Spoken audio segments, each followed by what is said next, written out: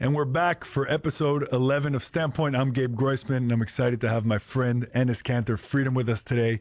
And it's fortuitous that this is episode 11. Enes wore the number 11.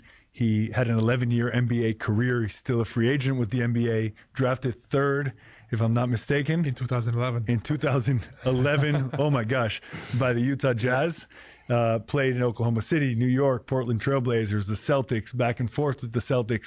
As a big Larry Bird fan, I like seeing you in that uniform.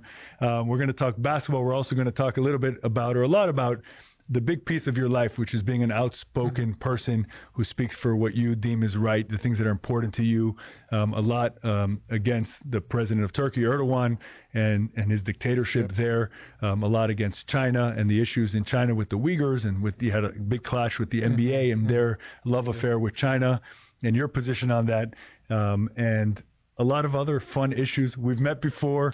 We've hung out before. We've spent time actually in Israel together, and we'll explore all that. Thanks so much for being on the show. Thank you for having me, man. Appreciate it. Yeah, so first of all, it's nice to see you in Miami. It was nice to welcome you with my family this last week for dinner, and it's nice, and for me, normal, and I'm Jewish, you're Muslim, have you over for Shabbat dinner, traditional Friday night dinner with my family and kids. My wife was out of town, but how was that experience for you? Oh my God, I get so excited and whenever I go to a Shabbat dinner because it's so similar to what we had in Turkey. Because after coming to America, the people don't really sit down and eat dinner as families.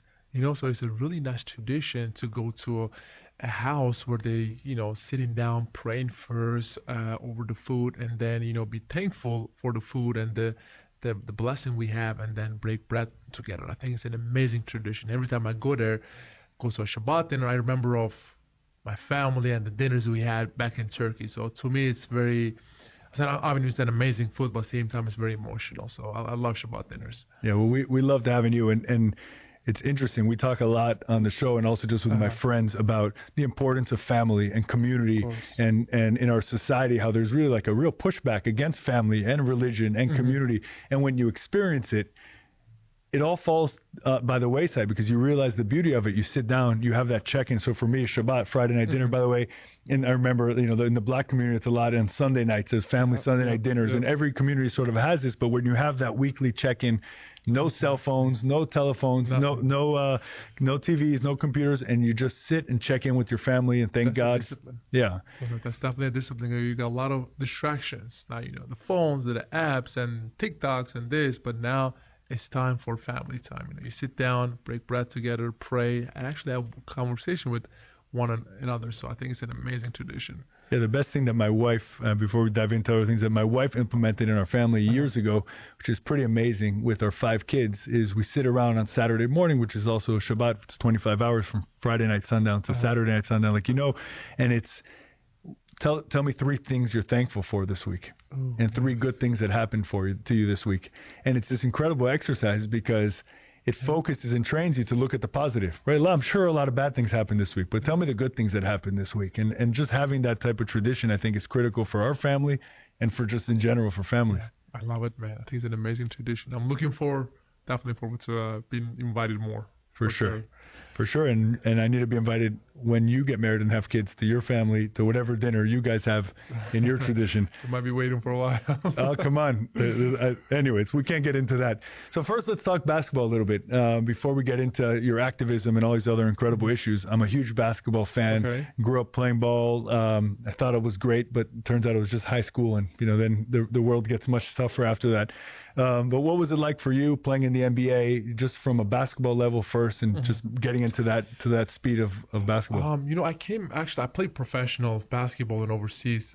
As a 16-year-old, it was unbelievable, a lot of experience, and then came here for high school, and it's very actually interesting because so in overseas you start to get paid when you're like 14, 15 years old. So I was literally getting paid, but it's normal. So I came here back in 2009, and the high school league pretty much said, you're not allowed to play. And I was like, why? They said, well, because you're professional. Anyway, and then I skipped high school, went to prep school, went there for 1 year, then I tried to go to college. I signed with, I think is one of maybe the best basketball program in America, Kentucky. I'm sure you know Coach Cal, Kentucky, Big Blue Nation. Jamal Mashburn. Exactly. It was unbelievable. But then NCAA came back to me and said, you're not allowed to play college basketball. I was like, why? They said, well, because you took some money. I was like, I literally turned down millions of dollars to came here, go to school, get my education, play basketball at the same time. They said, well, you're permanently ineligible. I was not even allowed to practice with the team. Wow. In the beginning. So they made me an assistant coach. So I think I was the youngest assistant coach in NCAA history. So you were an assistant coach in Kentucky. Yep. Didn't get to play. No, 18 years old. I couldn't even practice in the beginning, but then they made me an assistant coach. There's this rule. So I started to practice. I sit down with Coach Cal. He's like, listen, you're still part of our family. We don't want you to leave. Let's stay here. Focus on your job is to make your teammates better now. So I literally was practicing every day, and then after that, I went to school for 1 year. My classes actually were amazing, and then I got drafted by Utah Jazz in 2011. How many years did you play for Utah? 3.5 years. I think it was a very amazing experience because Utah, I'm sure a lot of Mormons, amazing people. A lot of my friends got drafted to cities like Miami, LA, and New York and stuff, but they got a lot of distractions, so they were out of the league literally for 3-4 years. But just because of Utah, everything shuts down at like 8 p.m. maybe if you're lucky 8 p.m. 7 to 8 p.m. So I literally all I care about was just playing basketball. And you don't drink, and they don't drink there either. I don't drink. I don't party. I don't go to clubs or bars. So that's why I always try to take care of my body. Yeah. So I've spent a lot of time in Utah, and you try to get a drink in Utah, it's a whole, they can only serve you one shot at a time. You can't get two. Exactly. You can't order a second drink and keep it on your table. But it's a beautiful place, and I'm sure it's a great experience. And also to be able to play where, for me, in the years I grew up, John Stockton and Karl Malone, and sort of the classic basketball, right? Not the flash that you had in other teams, but just classic good basketball. Utah for me was a really good beginning because I had. I'm sure you know these names, but I had, as a veteran, I have Al Jefferson, Paul Millsap, Mehmet Okur, and other Turkish players. So I had some really good, mentors, who actually really cared about me. I don't know how much you know about the rookie hazing. So as a rookie, when you come into the league for the first time, they pretty much to keep you humble, they haze you. So I literally had to carry pink backpacks everywhere. I had to serve food and drinks in a plane. I had to carry, their bags and stuff. They hazed me so much. They pour ice cold water on me many times and hide my phone and clothes. They actually made me sign a contract. They said every time you forget to bring donuts in practice in the morning, you have to pay $500 fine. Even in the road games, I had to wait. We did not have Uber Eats back then, so I had to wake up early, find a cab, and then go find a donut shop, bring donuts for practice, and that was our breakfast. So that's why we couldn't do that well that year. Anyway, but it was so much fun, obviously. So you're a young Turkish kid. How old were you? 20 years old then? 19. Not even 19, right? Yeah. So you're 19 years old, running around the country buying donuts for your NBA team. Sort of. Exactly. I guess it worked, humbling you, because one side you probably had this building well-deserved ego. I made it to the NBA, and the other side, you're out there buying donuts in, in Milwaukee. I think it's important because, think about you getting drafted as a teenager. Literally, you're 19 years old, and then the whole world, whole state, America talks about you. And I was a third pick. Literally, the whole world knew who I was, and then everywhere you walk, people know who you are and stuff. So sometimes it's hard to keep yourself humble. But this kind of this kind of little hazings and stuff, put you in your place. Let's talk about the flip side of it. A lot of people today, we're talking about foreigners in this country, etc., migration, immigration, legal, not legal. Obviously, that wasn't an issue for you, but you were a Turkish person, teenager, coming to the U.S., joining a new culture. I've heard you talk about this before, but I'd love to hear about how you were welcomed here. What was the experience like coming to the United States, going into the NBA, meeting with different folks? Of course. I think that everything started when I was 9 years old. So in Turkey, if you are a politician, not only in Turkey but Middle East, if you're a politician, if you want to be elected again, unfortunately many politicians using religion to brainwash people, and the the base is so uneducated. They're like, wow, look at our leader. He's standing tall against America, tall against Israel, tall against Jewish and Christian people. Let's vote for him. And politicians are using that. So growing up, I remember there was this propaganda all over TV, social media. We didn't have social media back then, but like, internet, I will say. Internet, newspaper, and all over. The politicians will keep attacking America, keep attacking Israel, keep attacking, Christian people. And just because of everything is controlled by the government, you don't get any kind of fresh news, no ulterior views, exactly. No alternate views. All you hear is propaganda all day. So I remember I was 9 years old. I went downstairs to play with my friends. What I have seen that day shocked me so much. My friends were not even teenagers. They were burning flags. They were burning American flags. They were burning Israeli flags. They were breaking crosses. I remember asking one of my best friends, actually, he was my best friend. I was like, what are you guys doing? They said, well, that's what we've seen on TV. We should hate America. We should hate Israel, hate Jewish people. They're devils. They're baby eaters, blood drinkers, and they were breaking crosses. And I'm like, oh my God, this is crazy. They gave me a flag to burn it. Wow. They gave me a flag. They gave me a lighter. They said, burn it. I got so nervous, I just didn't know what to do. So I threw the flag down. I ran upstairs to my mom. I was like, Mom, my friends are telling me to hate America, hate Jewish people, hate Christian people. What do I do? My mom said, I'm not going to tell you what to do, but do not hate anyone before you meet them. So that day, I gave a promise to my mom. I was like, Mom, I promise I'm not going to hate anyone before I meet them. I don't know how much you know Middle East, but this doesn't happen in Turkey, but some of the other, countries, in schools, front of classes, you have an American flag and you have Israeli flag. And if you're like a student, a kid, if you don't step on those flags, you're not allowed to attend the class. And if you don't step on those flags, then you will get bullied by your, teammates, classmates, even from your teachers. So that is the environment that I grew up in. And then it was getting more and more toxic every day. My dad is like, enough is enough. You're going to America. I remember asking my dad, I was like, Dad, are you sure you want me to go to America? Because America is like a devil's nest. That in a lot of people's eyes, they said, go ahead and see yourself. I said, okay. So as a 17-year-old, I remember my flight was about to land in Chicago for the first time. I am so nervous. At the same time, I'm excited. And then my friend landed, and then I was like, that's America.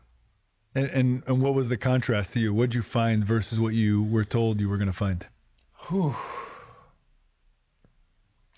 I remember first time that I landed, I had a lot of teammates, and obviously I never even met, forget about another religion, but I never even met a black person before. I landed, and I remember trying to have this I went to practice, and the two of my teammates tried to have a conversation with me. And I turned around and left the locker room because I just didn't know what to expect. And then I remember the promise. I went back in the locker room. I was like, what's up? They said, well, we know that you in America for the first time. It was New York, sorry, it wasn't Chicago. We know that, you're American. You came to America for the first time. You are Muslim. Would you like to go to a mosque? We can take you. And I was like, excuse me? They said, yes, we know that, you're Muslim. We can go get halal food for you if you like. And that was the first question that I had in my mind. I'm like, this is not what I have learned in Turkey. And then I remember meeting with a friend, which she didn't tell me she was Jewish. I don't think I would be friends with her, to be honest with you, because as a 17-year-old coming here for the first time, meeting with Americans, yes, but meeting with someone who's Jewish, like next step, for me, I was not ready for it. And I became really good friends with her. I'm talking and to here her. You are sitting on a podcast with someone who's your friend wearing a kippah. Exactly. Yeah. So she said, like we had we become really good friends. And then later on, she said, well, why don't you, come to my house for a Shabbat dinner? I was like, what's a Shabbat dinner? They said, well, that, we come every Friday night, we, break bread, we pray and all that stuff. I'm like, what's a Shabbat dinner? They said, well, we're Jewish, hang up the phone. And that night, I don't know if I maybe slept a couple hours. I was like, I cannot believe I had a conversation with a Jew before. I never had before, you know. Anyway, so then I called her back in the morning because I was like, I give a promise to my mom. I cannot break that promise. I called her. I was like, okay, I'm coming. Before I went to her house, I called one of my Turkish friends who lives in America. I said, listen, I'm going to one of my friend's house. He said, okay. He said, well, she's Jewish. And he's like, what are you doing? Are you crazy? Blah, blah. He said, if you don't hear from me for the next 2 hours, call the police. I went to her house. It was so amazing. You know, her mom knew that I was Turkish, so she bought some like Turkish delights. We had some amazing conversation. We prayed together, and then I did my own prayer actually, and they were very respectful. So, and then, they drink a little wine. Yeah. And they said, listen, we know that you're Muslim, so here's a grape juice. So I drink your grape juice. I was like, see, this is so interesting, That day after the Shabbat dinner, I left the house. I got so emotional because I was like, wow, whatever I have learned in the last 17 years, delete. Everything was false. So there are millions of kids in the Middle East growing up anti-Semitic, anti-West, anti-American just because of those hate speeches coming from these politicians. I was like, we gotta change that. Yeah, I mean, first of all, Justin, do you mind grabbing the AC? It's super a little hot in here. Thank you so much. It's incredible that the false narratives that are taught, the brainwashing that's taught, and the level in which it's taught all over the world, frankly. And we have we're experiencing that here in the U.S. with the takeover of our education system by a lot of the left and the far left, the radical left in our country, and a lot of folks are fighting back, like Moms for Liberty and different groups that today are seen as extremist groups somehow for standing up for parents' rights. I'm sure in 3 or 4 years that's going to be mainstream because people are not going to accept that. But in the Middle East, it's been happening forever. And it's interesting because a country like Turkey, in the U.S., we see Turkey in general as a country that has one foot on one side of the fence and one on the other. One in the Arab world, one in quote-unquote Europe in their quest to join the EU. Yeah. It's not like Libya, right, where people think Turkey, they think Istanbul, this beautiful, developed country, it's not going to be so bad. Which it is. I mean, I don't know if you guys, whoever's watching this, I don't know if they've ever been to Turkey before or Istanbul. It's one of the most beautiful country, one of the most beautiful city in the world. And I talk about a lot of the problems that are happening over there. Sometimes people get it wrong. I love Turkey. I love my country. I love my flag. I love my people. My problem is with the current regime in Turkey. So Turkey actually could have been a bridge of Islam and West, but just because of all this stuff happening right now, it's impossible. I mean, Turkey literally is the first country after October 7th came out and publicly supported Hamas. As a Turk, I was like, I cannot believe it. They brought 1.5 million, protesters, and they all were saying that, well, we support Hamas. And I'm sitting there, I'm like, this is crazy. And it's the same country that the U.S. sells arms to and F-16s to, and everyone begs a NATO ally. Everyone begs to make peace with them. Yeah. There's a series of countries like that in the Middle East that successfully seem to play both sides. Qatar comes to mind, right? That kind of funds Hamas, funds and houses the leaders of Hamas, which Turkey did before. Has Al Jazeera, which is the biggest purveyor of anti-Semitism in the world, likely if you're looking by actual anti-Semitic blood libels. Yet the U.S. has 12,000 service members there, and they're lauded as this great peacemaker when they're not. We just give, I believe, 50 F-16s to Turkey. I mean, blackmail is the new negotiation, because I don't know, I'm sure you know, Turkey said, I'm only going to let Sweden in if you'll give me F-16s.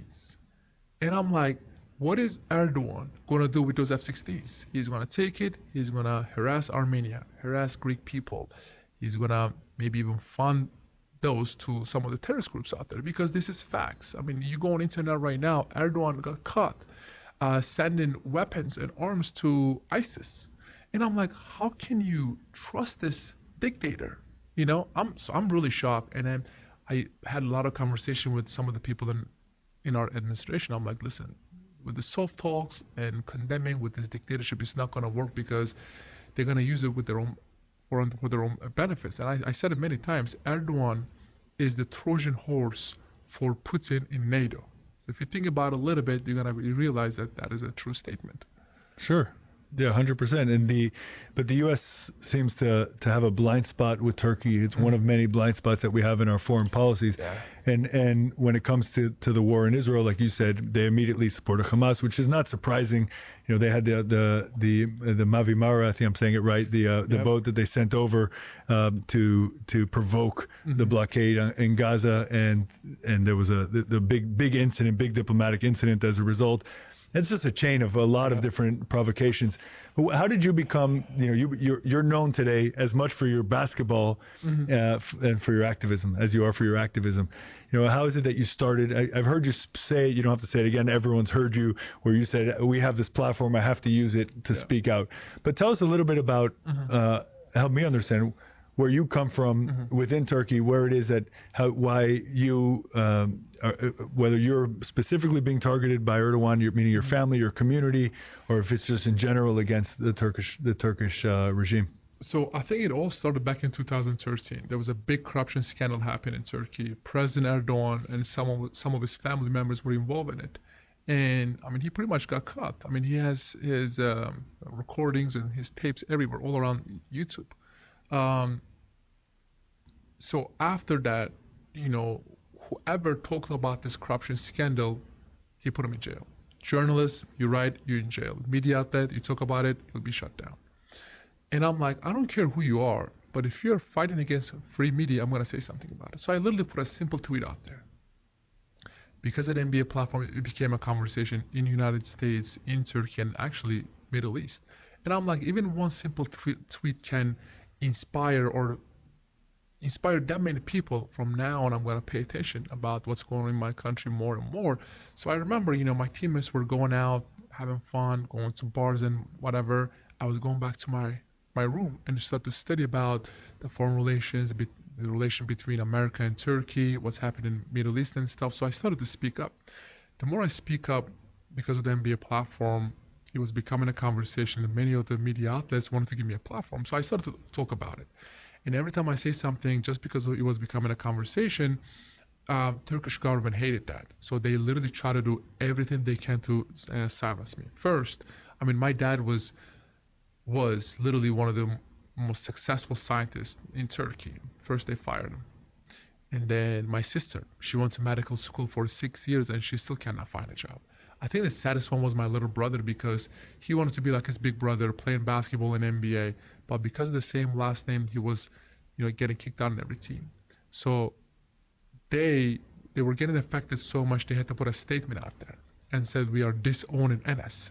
And I remember going to a practice that day. It was probably one of the toughest days in my life, because my teammates are looking at me, looking at my eyes, and want to ask you if I'm okay. But just because of it's so personal, they just didn't want to ask. And then after that, statement, Turkish government didn't believe them. They sent police to my house in Turkey, and they raided the whole house, and they took every electronics away. Phones, computers, laptops, iPads, because they wanted to see if I am still in contact with my family or not. They couldn't find no evidence, but they still took my dad in jail for a while. But we put so much pressure from here with media and politicians to Turkey, they had to let him go. How long was he in jail?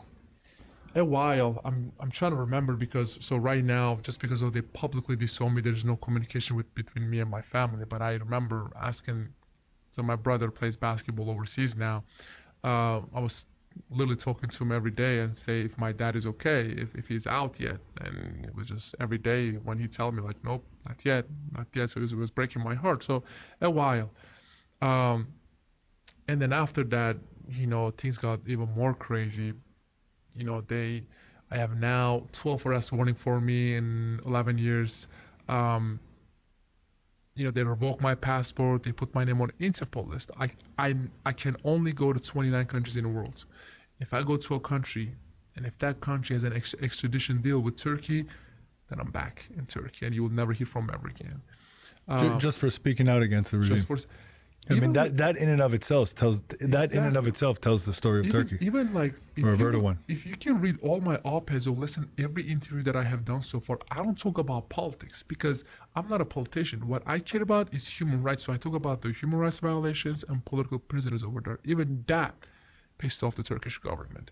Just recently, actually, it's a very crazy story. I was in Vatican. I did a basketball camp over there for Muslims, Jews, and Christians. And the next day, I met the Pope. I put it on social media. It was literally everywhere because of, who I met, because of the Pope. Literally that day, they put a bounty on my head. I talked to FBI. They said, listen, this can get very, very ugly because this is now going to trigger some mafia, some very bad people out there. So wherever you are, come back to US immediately. So literally the next day, I took a flight, went back to Turkey, went back to America, and now pretty much every city or state I go to, I had to call one of my friends and say, listen, this is where I'm going, and let me know if it's okay. So why don't we talk a little bit about the main human rights violations that you see in Turkey that caused you to just decide, I got to speak out about this? So right now, every social media, pretty much, newspaper channels, media is controlled by the governments. If you are an anchor or if you are, a journalist, and if you say anything against the Turkish government, then you'll be in jail the next day.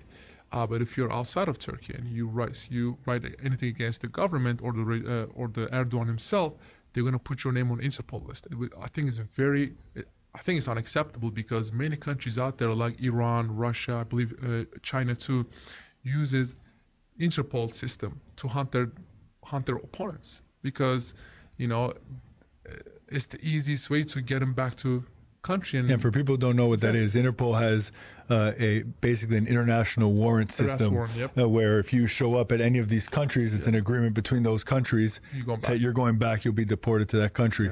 And dictators, just to explain for people who don't know, dictators use it often, and authoritarians will use it often for political opponents or for people that shouldn't be on the list. And that way, if they travel anywhere in the world, they get picked up, and it's just sort of a way to suppress speech.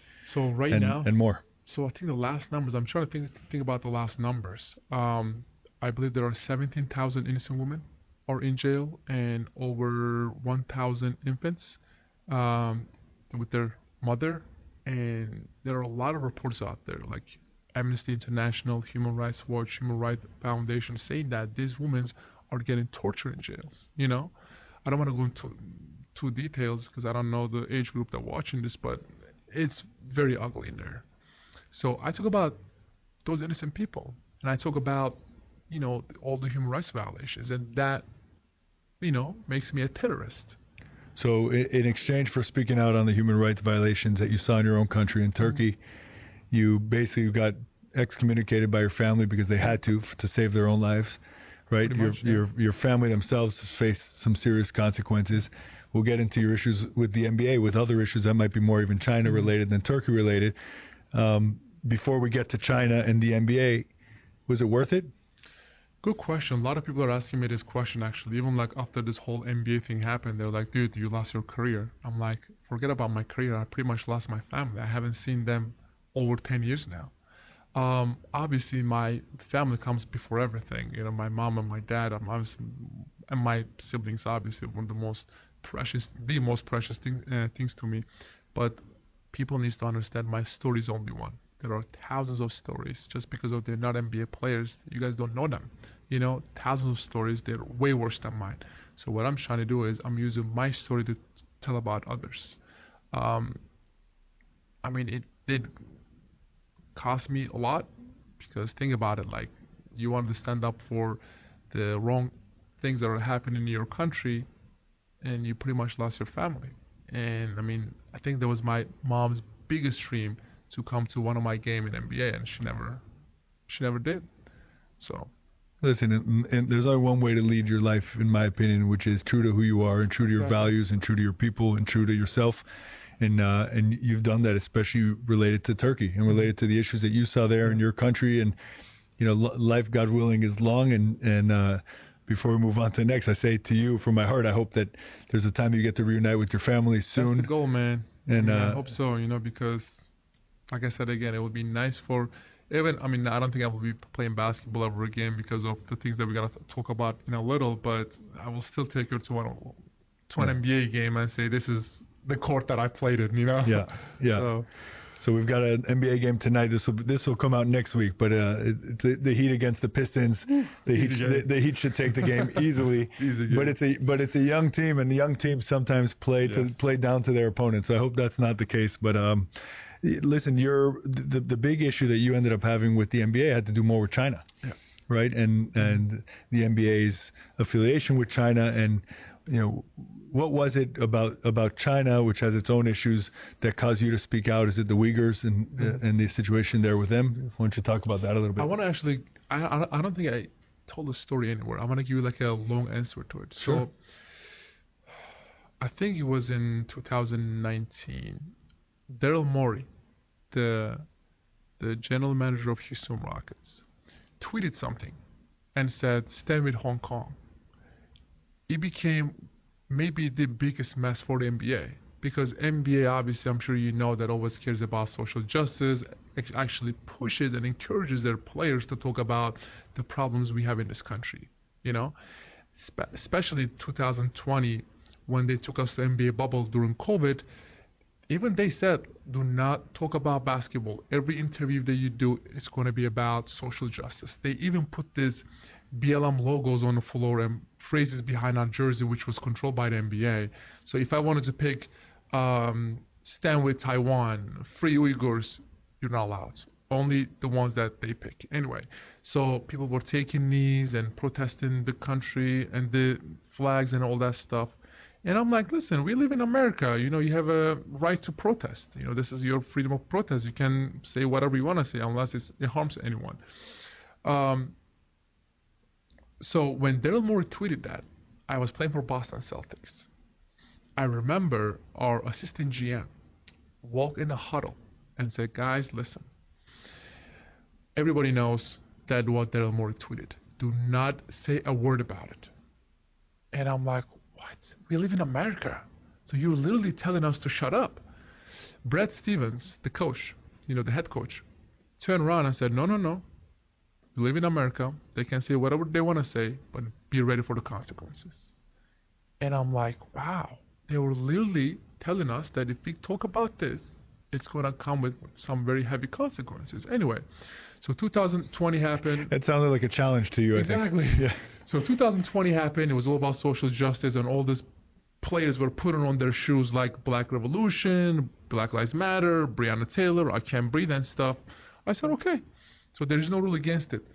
Literally around a year later, 2021-22 season, in the summertime before the season, I'm doing a basketball camp. Actually, I was doing a basketball camp with Hakeem Jeffries in his district. So we had an amazing basketball camp, and after the basketball camps, all the kids just lined up in front of me. And I remember that there's this one kid. He took a picture, and his dad called me out in front of everybody and said, how can you call yourself a human rights activist when your Muslim brothers and sisters are getting tortured and raped every day in concentration camp in China? I'm still smiling for the camera, for his kid. I took a picture, I turned around to that parent, I was like, I promise I'm going to get back to you. So that day I canceled everything. I went back to my hotel, I started to study. What I have read on the internet just shocked me so much, I was like, that cannot be true.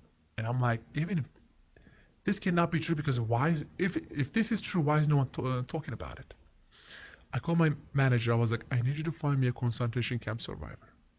So he found me one. It was a lady. We sit down. We had this 1-hour conversation. She was telling me about all the torture methods. And I'm sorry I'm saying this, but gang raping. She was telling me about the forced sterilization and abortion and organ harvesting. At the end of our conversation, I asked her, okay, you got me. What can I do to help? She said, I don't need your help. I'm like, so we just had this 1-hour conversation for no reason? She said, no. I live in America. I live an amazing life here. I can do whatever I want. I can say or eat whatever I want. Help those 3 million Uyghurs who are in concentration camp getting tortured every day. So that day, I promised myself, whatever it takes, I'm going to talk about these people. Because literally no one is talking about it. Still today, nobody's really talking No about one. it. It comes up and then it goes Exactly. away. So tell me, what's the NBA's relationship with China? I mean, from the outside, we see that they air the games there, the TV. They make a lot of money on TV there. What's the relationship there? I believe $5 billion. And is that more than what they make in the U.S. for TV? More people watch NBA games in China than American population. So think about the market. Think about the jersey sales, the shoe sales. More people watch the NBA in China than the American population. So over 330 million people watch it just last year. So I wanted to do it in a way. I mean, I could have just go out there and tweet about it and say free Uyghurs. I wanted to, I could have just do an interview about it and put it out there. But I wanted to do it in a way where I'm going to inspire millions of kids out there. Every kid in the world going to hear about this topic. So you put it on your sneakers. So I'm sure you were a basketball fan growing up. When you were a kid, when I was a kid, waking up like 3, 4 a.m. in the morning, the first thing I was watching was the shoes. Yeah. What color they are, if they're comfortable, what brand. And the next day, I was waking up and telling my dad, please buy those shoes for me. So every kid in the world loves shoes. So I came up with this idea. I was like, we are going to create these non-slave labor shoes. And also we are going to reach out to these artists who's been oppressed by their government around the world. And we're going to tell them to put all this oppression, all the stories on the shoes, and we're going to go out there and play basketball. You're a basketball fan. I'm playing for Boston Celtics. Our first game against New York Knicks in Madison Square Garden, opening night for them. Every celebrity you can think of was in that game. It's also nationally televised, so like millions of people are watching this game. My first topic was free Tibet. It's another human rights issue, and I think it's literally it's a cultural genocide pretty much. So I put this message on my free Tibet, shoes on free Tibet, and I went out there and started to warm up. We sang the national anthem. We came in a huddle, 1 minute left before the game started. 2 gentlemen from the NBA that were working for Boston Celtics came up to me and said, take your shoes off. I was like, excuse me? They said, your shoes has been getting so much attention internationally. The game hasn't started yet. You got to take them off. For me, it was the perfect moment because I was just getting ready for my citizenship test. So I was like, okay. I closed my eyes. I'm like, okay, we have 27 amendments in America. My first amendment, freedom of speech. I turned around and said, no, I'm not taking them off. I was like, I'll go tell your boss, even if I get fined, I'm not going to take these off. They said, we're not talking about a fine, buddy. We're talking about getting banned. So they were literally threatening me to get banned. So that first half, I played 0 minutes. I went back to my locker room. I looked at my phone. There was thousands of notifications. I clicked on the one that my manager sent me. He texted me and said, every Celtics game is banned in China. It took them 24 minutes, which I didn't even play. 24 minutes, first quarter, 12 minutes, second quarter, 12 minutes, 24 minutes to ban every Celtics game on television rest of the year. I went out there, join. I want to say join because I didn't play. Join the second half. We lost the game. I played 0 minutes. It's the first time that I played 0 minutes, which I played every game before that. After the game, I think you can ask my manager, we were literally getting interview requests from every media outlet in the world. Every country, even like these like Middle Eastern countries, even from this like, they have the news outlets that I've never even heard of. I told my manager, cancel everything. He's like, why? I was like, I don't want my teammate to think that I'm doing this for attention. Cancel everything. So after the game, NBPA called me, the Player Association, which I paid thousands of dollars to protect my rights against the NBA. They said, you cannot wear those shoes ever again. I was like, am I breaking any rules? Because if I'm remembering correctly, 2 years ago, all these players were put on their shoes, Black Lives Matter, Black Revolution, but now you're telling me to take my shoes off. That is not fair. They said, yeah, but the NBA and China, they pressured me so much. I was like, promise you, I'm not going to wear free Tibet shoes ever again. They said, promise? I said, promise. I hang up the phone. Next game, I wore free Uyghur shoes. They lost their mind. They said, you lied to us. How could you do? I was like, I never lied to you. I never said I'm not going to wear free Uyghur shoes. I just said I'm just not going to wear free Tibet shoes. at that moment, they understand that they're not going to be able to make me apologize or take my tweet down and all that stuff. After the third game, for me, it was the most important game. Did you play the second game with the Free Uyghur shoes? 4.5 minutes. Wow. The last 4.5 minutes. Because there was so much media pressure on them. So third game, I'm sure you grew up as a Jordan fan. Of course. So I come up with this idea, right? The most, I guess, famous shoes that Jordan had was Air Concords. So I'm going to have the shoes. I'm going to put with a big letter, made with slave labor. Play against Charlotte, in Charlotte. Who owns Charlotte? Michael Jordan. So I put the shoes on. I went out there. Literally, everyone at that arena stopped watching the game. They were looking at my shoes. Every camera, the people were taking pictures, and they were focusing on the shoes. So after the game, my teammates came up to me and said, listen, dude, you know this is your last in NBA. Have fun. Pray that we win a championship, but you're never going to play basketball ever again. You criticize NBA, you criticize Nike, it's over for you. After the third game, my agent called me and said, listen, dude, I work for you, I don't work for the NBA, so I got to be honest with you. If you say another word, might be too late, but if you say another word, you're never going to play basketball in this league ever again. You're 29 years old, you can play another 6 to 7 years. That means you're about to lose $40 to $50 million. Hang up the phone, never talk to me again. Wow. That's it. And then tell me how the career wound down then. So the year was over. So were you were on a year-to-year contract then, or what was your? So that was my last year. That was your last contract. So it was the perfect moment because it happened right before the Beijing Olympics. So forget about the NBA. I literally tried to reach out to MLB, MLS, NHL, even Olympians. I'm like, dude, do not become part of the propaganda. Join me. We'll talk about all the problems that happened over there. They said, listen, man, we love you. I think what you're doing is so amazing, so inspirational, but we just cannot join you. I was like, why? They said, well, we have shoe deals, endorsement deals. We want to get another contract. I asked them one simple question. I was like, put yourself in their shoes. If your mother, if your sister, if your daughter was in those concentration camps getting tortured and raped every day, would you still pick money over, your morals? They usually turn around and leave the room. How could you answer that question? Right. February came. I played my last game against Brooklyn Nets. I scored a ball, and the game was over. I actually played that game for some reason. I scored a ball, and then the next day was a trade deadline. They traded me to Houston Rockets, which is known by the, China's team because of Yao Ming, and then they released me after. And then everybody knew that was it. What broke my heart the most, I played 11 years in NBA, hundreds of teammates, so many coaches, assistant coaches. Not one of them texted me after. They said, good luck with whatever comes your way next. Because they knew that if I ever do an interview and if I give their name, which I would never do without their permission, their contract or endorsement deals or shoe deals will be affected. So not even a one text message. Wow. Yeah. Okay, but listen, you haven't stopped in your mission. You didn't need to maybe use the NBA initially as your platform, but you still have a platform and a growing platform to talk about issues, and you work on so many different things. We spent time together actually last summer in Israel, or maybe 2 summers ago. In Israel, you were doing, amongst other things, you were doing a basketball camp with Tamir Goodman, who people in their 40s like me know as Jewish Jordan. He was in Sports Illustrated, a redhead Jewish kid who was, I think he came out in the year with Carmelo Anthony and that group.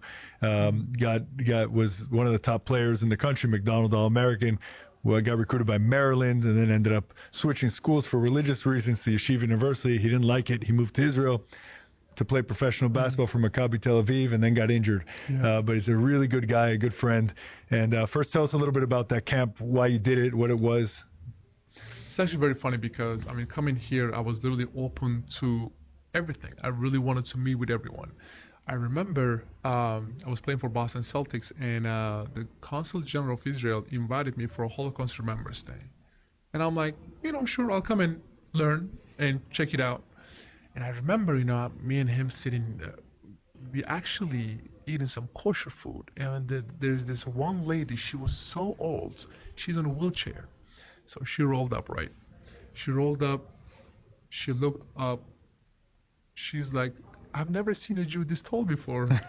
Everyone started to laugh. I'm like, ma'am, you're so sweet, but I'm not Jewish. She said, what are you? I was like, I'm Muslim. She's like, what are you doing here? I was like, I'm here to learn. So she started to tear up. But I actually, like, it was something weird. I'm like, why would a 90-year-old woman will get a tattoo on her arm? And there was a number.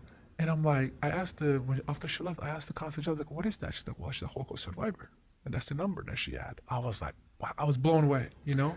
To state the obvious, there's zero Holocaust education in Turkey, right? I promise I didn't even hear about the Holocaust till I was like, what, 23, 24, you know? Wow. After hearing that, I'm just like, I don't care about it because I don't even know what it is. But then, you know, with Boston, having a conversation with this consul general, I started to learn about it. Actually, after that, we started to give Holocaust initiative in Muslim schools in America. After that, that's a different topic. But then we actually went out to eat with him right after, and he's like, "This is the situation." I was like, "We gotta change that." So I come up with this crazy idea. I was like, "I'm gonna go to Jerusalem, and we're gonna bring Israelis and Palestinians together to play basketball." A lot of people said, you are crazy, don't do that, they're not going to play basketball, they're going to fight. But I was like, you know what, I'm taking that chance. So I went there, and we organized this 2 weeks basketball camp. It was so unbelievable. I remember before I get into the gym, it was in YMCA in Jerusalem. One of the coaches stopped me. I was like, I'm going to tell you a story. I was like, okay, what's up? He said, look at this girl over there. I said, okay. He said, she's Palestinian, and she has an amazing story. I said, tell me about it. When her family heard about that I'm coming to Jerusalem to do a basketball camp, her family said, would you like to go? She said, there is no beep effing way that I'm going to go to Jerusalem and play basketball with Jewish kids. You're crazy.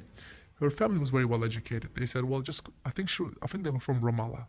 They said, go there for 1 hour. If you don't like it, we'll take you back. She ended up staying for 2 weeks. End of the first week, she started to apologize from her teammates and say, sorry guys, I just didn't know enough. And end of the 2 weeks, she started to exchange numbers, social medias with her, Jewish teammates. I remember I put myself, her, and one of the Jewish kids who was a kippah in the same team. I'm sure you know the basketball terms. So other team missed the shot. I got a rebound. I passed the ball to this Jewish kid.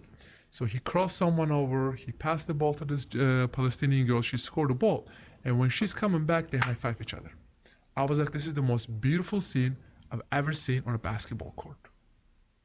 And that camp was literally all over social media, all over the country. A lot of people covered that and stuff. And I'm saying this over and over again. I think that is one of the most beautiful places I've ever visited. Yeah, so first of all, sports has a real way of bringing people together. I did visit the camp, I think 1 day or 2 days with a few friends. It was pretty incredible to see. For those people who don't know, we have a place in Jerusalem. We're there all the time, a few times a year. All over Jerusalem, you see Jews and Arabs together. It's not a panacea. It's not this perfect world, but it's also not what's painted by the world. And the YMCA is a perfect example. If you go, the YMCA, which is in the center of Jerusalem, right in front of the King David Hotel, it has one of the nicest gyms, swimming pools. They have a CrossFit in there, and you can go there, and it's Jews and Arabs. Everyone's working out together. Everyone's hanging out. It's actually one of the spots, and it's right in the middle of Jerusalem. Muslims, Christians, it's a YMCA, and Jews all together there. Yeah. And again, it's not this like perfect Candyland that I'm trying to kumbaya what's happening in Israel, because I'm not, but it's light years away from what anybody would imagine if you weren't there. Was that your first time in Jerusalem when we were together? First time ever. I mean, obviously I have seen so many pictures on Google and watched so many YouTubes about it and stuff, but actually being there, you have the Jewish corner, Muslim corner, you have the Christian corner, and you see people actually there just like, it was so amazing for me because I keep it halal and kosher, so in America I cannot eat food everywhere. But when I was there, I'm like, oh my God, I was going crazy because you can literally eat whatever you want. We went to dinner in Tel Aviv in sort of a Tel Aviv hotspot, and I remember you telling me, I hope it's okay to say it. Of course, go ahead. Where you said to me, I'm blown away by how welcoming everyone is to me, right? And exactly. Everyone knows who you are. They know you're Muslim. They know you're Turkish, and you were welcomed with open arms. Yeah. Yeah, which is not surprising. You're working on doing some more camps now. Didn't you do one now in Texas? So So I took this camp, right? And that camp and that story really inspired me. And I was like, why don't we come up with this amazing platform, amazing initiative, amazing, basketball camps, and we will build it all around the world. So the name of the sports academy that we are building is Abrahamic Athletic Academy. We will be literally bringing every Abrahamic religion together to play basketball. It's going to be focused on middle schools and high schools. And a lot of people are saying, well, what's the difference between your camp and any other NBA player's camp? So my focus will be, we're going to play basketball, but same time we're going to have 1 hour curriculum every time we play basketball. We're going to talk about very uncomfortable conversations. We're going to talk about, anti-Semitism, Islamophobia, anti-Christianism, mental health, healthy lifestyle, and Holocaust education is going to be one of them, because I could care less about basketball. I care about building the next generation. So right now we are thinking about opening these camps, these schools, I will say, in LA, Miami, New Jersey, and Houston. And overseas, we will be opening up in Athens and Jerusalem. And this might be one of the best, initiative that we can come up with that is going to bring people together. I can tell you, I really like initiatives like this and support them. When people talk about the complex issues in the Middle East, like the Israeli-Palestinian conflict, etc., the Israeli-Arab conflict, which is what it was called for years when I studied it, and the names change because the situation changes. But everyone always says, what's the solution? Everyone is always, from my perspective, looking for a quick fix, for a piece of paper to sign. But the real solution is a long-term solution where you can change people's education, and people are blind to that. For example, I've been screaming from the rooftops for years about education in the Palestinian school system, and even in the Israeli-Arab school system, where they're teaching kids to hate, and they're teaching that Israel's the enemy, and that all the things you're talking about that you learned in Turkey, they're teaching it there. The harder part is in Israel, the Israeli government's funding it, and in Gaza, it's the UN that's funding it, which is mostly the United States, and people have been talking about it, and they just ignore it. They're like, it's just school books, right? But then 20 years of school books will change a society. Exactly. I mean, that's why we are focusing on, once the kids get to college, it's so tough to change their mindset, but somehow we can teach these kids about coexisting, universal peace, and love each other, and work as a team to build our future when they're in middle school and high school. I really believe that is the real solution. So I actually think what's interesting for younger folks, but also for adults, isn't even to focus on solutions of kinds, but just to hear other people's stories, because we all sort of live in these echo chambers, not just politically here in the U.S., but in religious echo chambers, to hear what's the Christian plight in the Middle East, what's the Muslim story, what's the story of the people that live in Israel that are Arabs, right, where they came from, what's their story, what's the way they look at things. We don't even speak the same languages many of the times, and so to be able to have a place where you can just learn and then reach your own conclusions, even doing that, I think will help move the ball forward, no pun intended, but will help move the ball forward to make society better.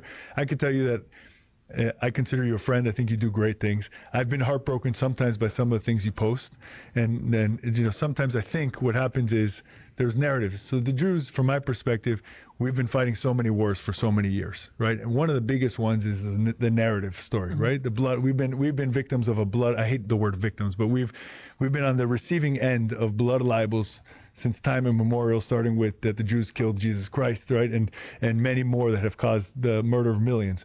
And the narrative story today with Israel on a day-to-day basis is really tough, because as much as the anti-Semites like to say Jews control the media, and we're here in this podcast, we don't control the media. If we did, the media would look very different, I promise. Everyone would love Israel and the Jewish community and be reporting things great. But I do understand that it's hard. Like, there's one example I was thinking about that I want to talk to. I hope it's okay. And I want to show people you can have respectful conversations with friends, right? Because that's what this show's all about, by the way, not confronting people, talking, just having normal discussions. But I remember, so Ramadan's coming up. In Ramadan, today people are talking about the Israel and Gaza and Hamas, and let's try to get a peace deal before Ramadan, because the world looks at Ramadan as this like peaceful, beautiful time. If you live in Israel, you know that Ramadan is the most violent month of the year. The more terror attacks happen in Ramadan than any other month.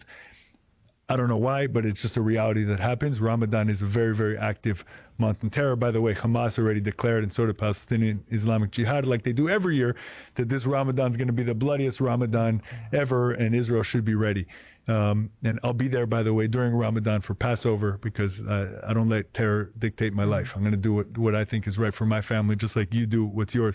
But there's something that happens every year. You've been up on the Temple Mount, so have I. I saw a video of you doing a beautiful blessing from up there for peace, wearing a peace shirt of Shalom and Salam. But you know this, every year in Ramadan, there's a group of hooligans, of Arab hooligans, who go into Al-Aqsa, and they bring in with them tons and tons of rocks and fireworks, and they start shooting it out. They barricade themselves and they start shooting outside, right? And by who are they shooting at? They're actually shooting at Arabs that are up there, because Jews aren't allowed to walk in that area religiously. We have to walk in the perimeter because we're not allowed to step where the temple used to be, right? And that's what was on the Temple Mount. That's why it's called the Temple Mount. So every single year they play the same game.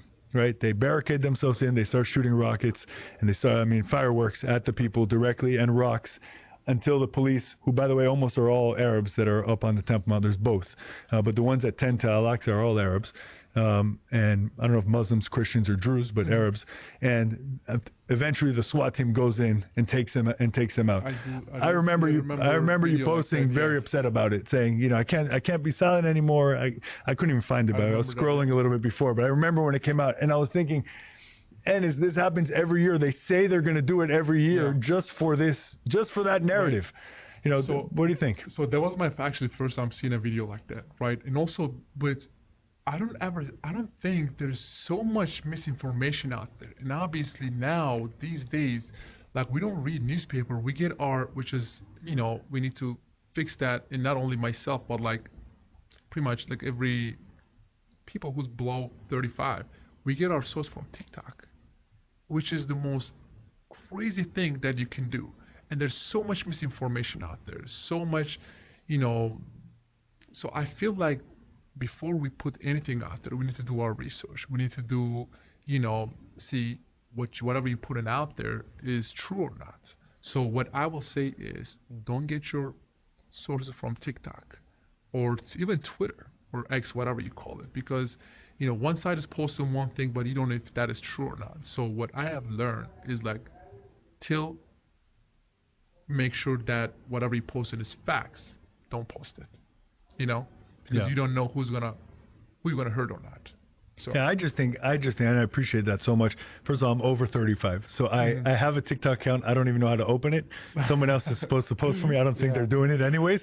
I did try to get that and Snapchat so I could talk to my teenage girls, and I can't figure out either of them, which is ridiculous. It's just true, and I'm 43. I feel like I should be able to do it. I can't, but I do appreciate that, and it is hard, and that's why I honestly do give you the benefit of the doubt.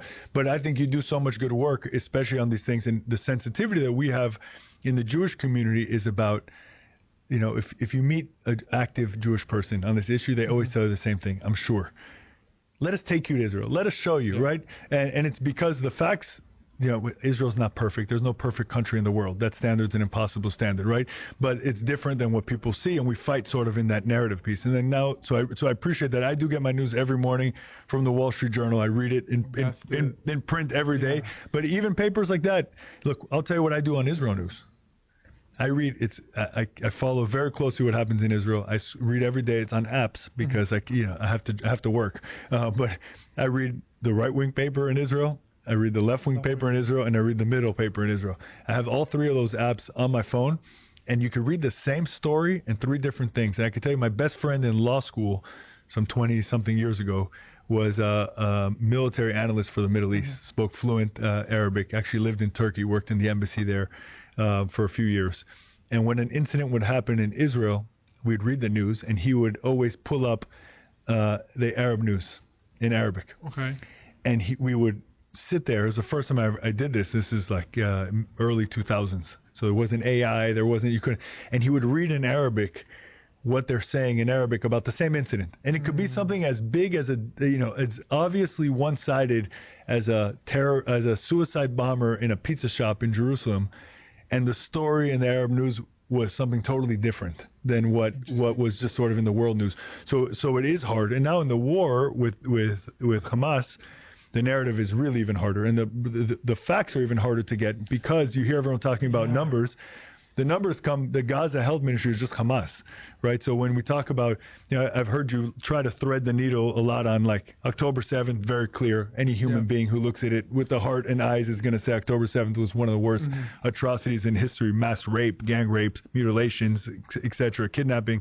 But then you talk about that I've heard you talk about Israel's intentionally targeting civilians.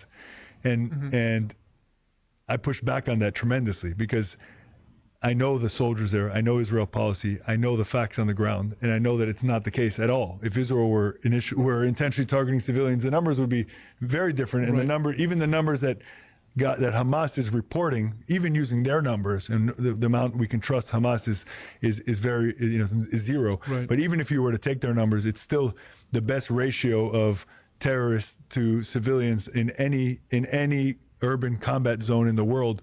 The best in history is 1 to 9, and it's 1.18, 1 to 1.18 right now.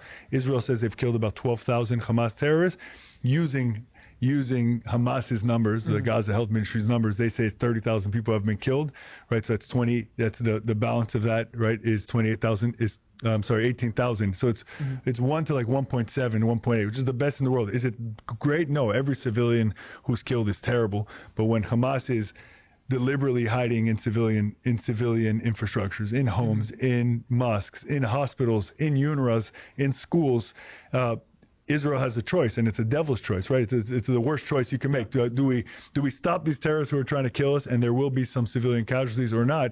It's very different than intentionally trying to kill civilians. I mean, what I care about is, I feel like innocent people. I actually said it on one of the posts that I, put it out there. Like, what I care about is innocent people on both sides. And not only, Palestinian side, but Israeli side too, because people who are behind the desk are the one that gives the command, but innocent people on the street are the one that who gets hurt, I mean, there is both sides, both sides, there are a lot of innocent people are dying. I actually even said it.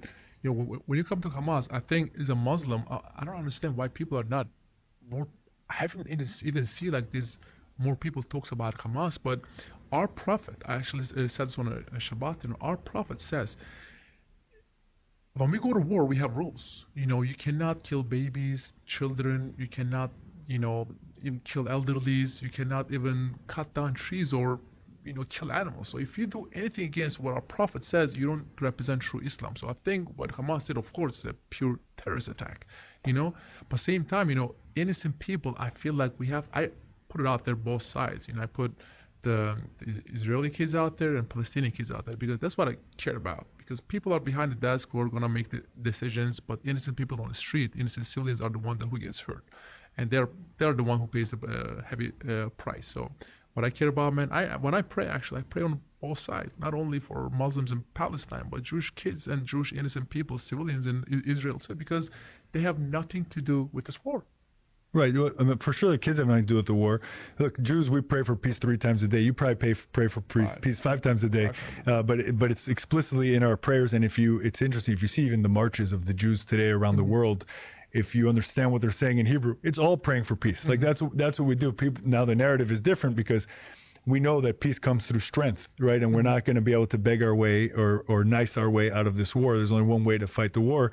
But what I think is we have to be very careful. Of course, we care about innocent civilians and kids in particular. Everybody cares about kids, and we can change kids and we can work with kids in education, and right, there's things that we can do with children. But I think it's important to be careful because when we say that Israel is intentionally killing civilians or intentionally killing children, one or the other or one and the same, it's not true. Well, A, it's false, but B, it's so harmful to the overall narrative, and it helps spur a lot of the anti-Semitism that we're seeing in the world because people will latch on to these false narratives to confirm the biases that they already have.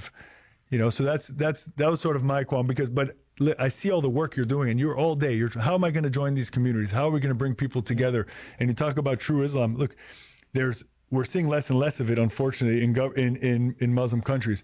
Now we're seeing some that are totally different. So what are your views on the Abraham Accords and seeing, the Gulf states of the world really trying to push and lean into the West and lean into Israel and lean into that sort of peaceful coexistence that you're looking for? I mean, seeing this, some of these, Middle Eastern, countries becoming more, a bit open-minded and have, American investing values. I was blown away. I was, of course, very happy because many people have done right in those, countries. But now I hope with this kind of initiatives and with this kind of like programs or whatever, somehow we can waken the people up over there.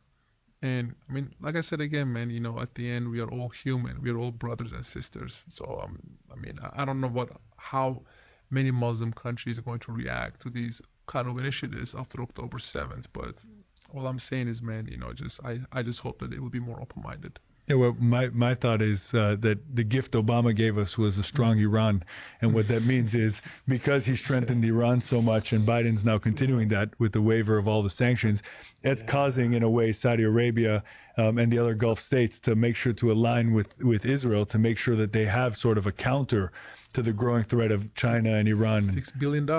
Yes, and it doesn't stop. But it's, listen, these issues are complicated. They're super important, all of them. And when we're talking about these Gulf states, and each one of these states, which you alluded to, have their own issues with human rights. These aren't like free Western societies and Western democracies, which, by the way, may not be the prescription for every country in the world. I think that America sort of has that view where if we could bring democracy to the world, not all quiet, peaceful countries where people generally succeed are democracies. It's just the reality of the world. But sometimes we have to take the reality as it is, and like for Israel and the United States to help grow the Abraham Accords and change the dynamic of the Middle East and pressure the Palestinians, but also pressure countries like Turkey, right? They have to see an alternative. Right now it's China and Russia doing whatever they can to bring them into the fold. We need the U.S. and the West to try to be pushing them as well. I'm so sick of hearing condemning. I'm so sick of hearing America says, "Oh, we condemn Turkey, we condemn their human rights violations, we condemn their support for Hamas." I'm like, dude, enough with the condemning, man, because they do not care. You have to take concrete actions. You have to either put sanctions because they are a NATO ally, yes, but they don't act like a NATO ally. They're literally going out there and shaking hands with Iran or Khomeini and stuff, So somehow we got to do something to, put a concrete actions against these dictatorships. Yeah, well, the first thing that you can do, and that you and I are both doing, and people at home should be able to do, is to speak out, right? And I think, and I said this last week on the podcast, but especially in a post-October 7th world, it should have been in a post-9/11 world. But at this point, once again, we're reminded of terrorist actors in this world, and that we shouldn't mince our words anymore. And we should be able to say things how they are. We should be able to have respectful conversations that are truthful, right? As opposed to right now in our society, we either lie or we ignore because we don't want to deal with the issue. But we can have respectful conversations, say things as they are. If a country supports terrorism, they support terrorism. And we should say it. And we should say it's a country that supports terrorism, not that's an ally, that's a great country that's doing great things for the world. Yep, country needs to be a little more careful. Look, I think I remember it was 2 weeks before October 7th. I believe Israeli government met with Turkey and Erdogan, and I'm like, I cannot believe it. Erdogan is responsible for the death of thousands of Jewish people, and you guys are meeting now. Yeah, I did not understand. Maybe you know better. I think we spoke about that. Maybe you know better, but I was like blown away. How could you do that? I was shocked. Even or Biden, Biden goes and shakes hands with, Erdogan and gives pictures and smiles and all that stuff. And then, same time Erdogan goes and shakes hands with Iran or Russia. So I was like, that doesn't make sense. Yeah, so I actually remember, I think when that happened, I think we spoke. I don't know if we were in the same place or if you called me or I called you, but it's difficult and it's complicated. From my perspective, you don't make peace with your friends, you make peace with your enemies. And Turkey's a neighbor, an important neighbor, and they have to try to figure out a way to deal with them, just like Israel has to deal with Russia, because Russia has such a control over Syria. And without Israel having a real relationship with Russia, that spills over into Israel, and it really becomes catastrophic. So they have to deal with these actors. It turns out that most of Israel's neighbors aren't really good actors, so for them to deal with it. Now, it's not an excuse, but I'm just trying to think through that. For me, it's as long as they're honest about why they're meeting, and they're not trying to sugarcoat who they are and what they are. And it's incredible what you mentioned when Biden meets with them. When Biden meets with them, I find the opposite. I see the sugarcoating and the ignoring of the violations and who they really are. But anyways, this is the complicated world we live in, and I'm happy we live in it with people like you. Honestly, I don't care if we agree all the time on everything, because I don't agree with myself all the time on everything. But you have a good heart, and you do a lot of good things. And as if there's anything else you want to share before we wrap? I think that was it. All I'm gonna say is, man, we only have one world to live. Doesn't matter Jewish, Muslim, Christian, black, white, Asian, whoever you are. We need to leave our differences on the table and try and find what we have in common, because we literally have one world to live in. And like as a teammates, we gotta figure it out somehow to make this world better. And I think it's gonna start from the bottom. So we have to start paying attention about the right education for the next generation. Yeah, I love that. And I love we're now in a place where in the Jewish community, there's a lot of despair. What's next, right? What's next after the war? What's next after all this anti-Semitism? And that's why I was so excited when you called me. You were coming to Miami. I'm like, you got to come on the podcast, because I know for me, you represent hope. You represent, someone who's looking for solutions. And again, not the solution's going to fix every issue in the world, but move the ball forward and build relationships. And that's the work we have to do. So thank you so much for coming on the show. Thank you, everyone, for listening. This was such an interesting conversation with my friend Enes Kanter Freedom. Thank you, Enes, for coming. Everyone, please support the show, like, follow, subscribe, all the things you do on all the different platforms. Thanks so much.